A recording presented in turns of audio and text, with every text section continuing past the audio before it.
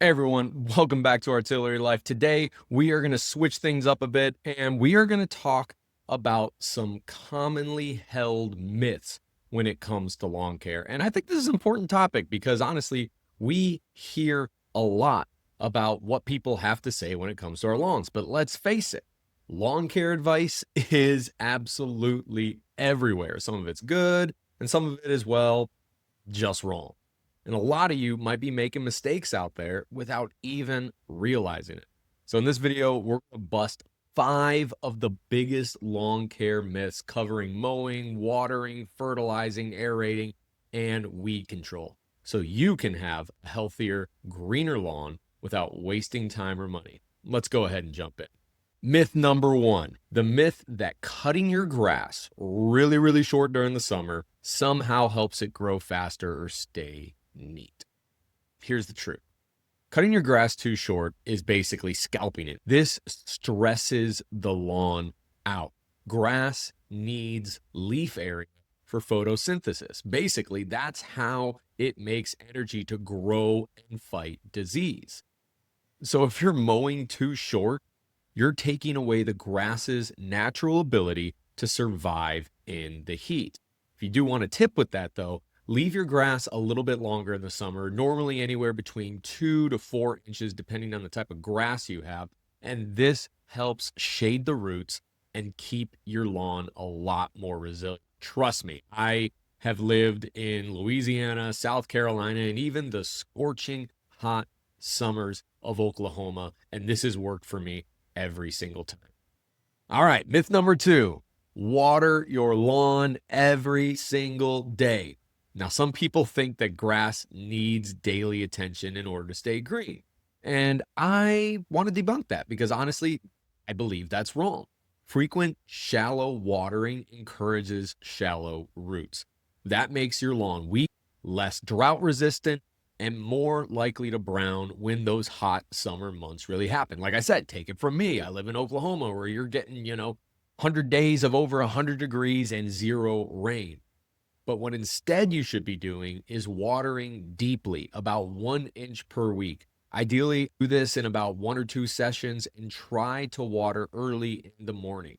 Some may even say try to do it at night, which I don't think is a bad thing. Usually, I typically go for around 4 or 5 in the morning before the sun comes up.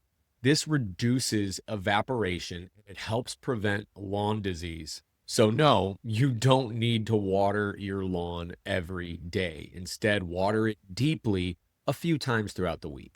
All right, myth number 3. You can fertilize your lawn anytime and somehow it will magically fix it. The truth is, timing is everything when it comes to fertilization. Fertilizer works best when your grass is actively growing.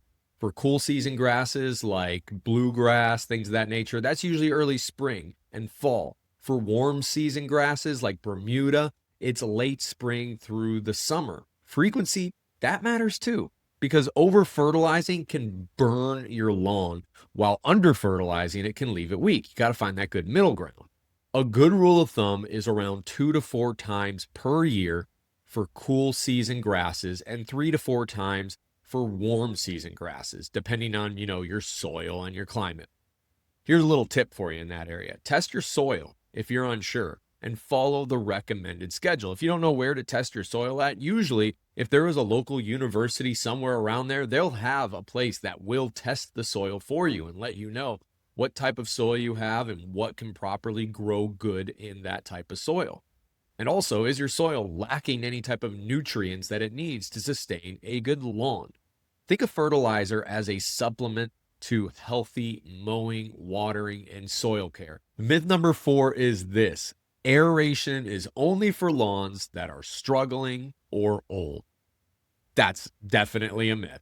Here is what aeration actually does. It removes small plugs of soil from your lawn to reduce compaction, improve oxygen flow to the roots, and help water and nutrients reach the soil more effectively. Aeration is simple to do. You can rent a core aerator from a local store or even use a spike aerator for smaller lawns, although it might be at the expense of your physical body, but it does work.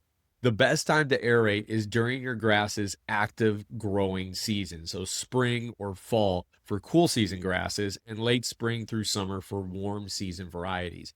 Even healthy lawns will benefit from annual aeration, especially in high traffic areas where people may be walking and compacting that soil more and more and more. All right, and finally, we are at myth number 5. This myth is that weeds mean your fertilizer is failing and somehow you are the worst person at picking out fertilizer. Fact check here. Weeds can grow for a lot of different reasons. Compacted soil, mowing too short, poor drainage, too much shade. Fertilizer alone will not stop weeds. I mean, weeds are basically inevitable. How do you prevent weeds? That's the key that we need to know. Keep your lawn healthy. Mow at the right height, water deeply but not too often, and maintain good soil health. Basically, a lot of the stuff that we talked about in the other myths. A dense, strong lawn naturally crowds out weeds. When weeds do actually appear, because like I said, they're inevitable, act fast and pull them out by hand or spot treat them with some type of targeted weed control that is safe for the grass in your lawn. The key here, though, is absolute prevention first, then treatment, treating the symptoms second. So in closing, there you have it, the 5 common lawn care myths busted. Your lawn isn't just grass, it is a living ecosystem, and we need to remember that. So water wisely, mow properly, fertilize carefully, aerate when needed, and keep those weeds in check. Small, consistent actions will beat quick fixes every single time. The best plan to have is to plan to prevent. That way you won't be in reaction mode every single time. Now, if you didn't know, I'm in the Army. I've been doing this for over 20 years now in the Army and dealing with different lawns every time I have to move. And one of the big things that I've noticed, and this really comes from the experience that I've got, if you plan ahead, it is going to prevent you from having to scramble for on-the-spot things that slip through the cracks eventually later on. That can go with anything in life, especially with lawn care. So if you enjoyed this video, please hit that like button, subscribe, and ring that notification bell so you don't miss any future tips and equipment reviews. And hey, if you're ever heard of a lawn care myth that you want me to tackle, drop it in the comments. I'd love to see if we can bust one of those myths too. Or maybe it's actually true. Anyways, see you on the next one.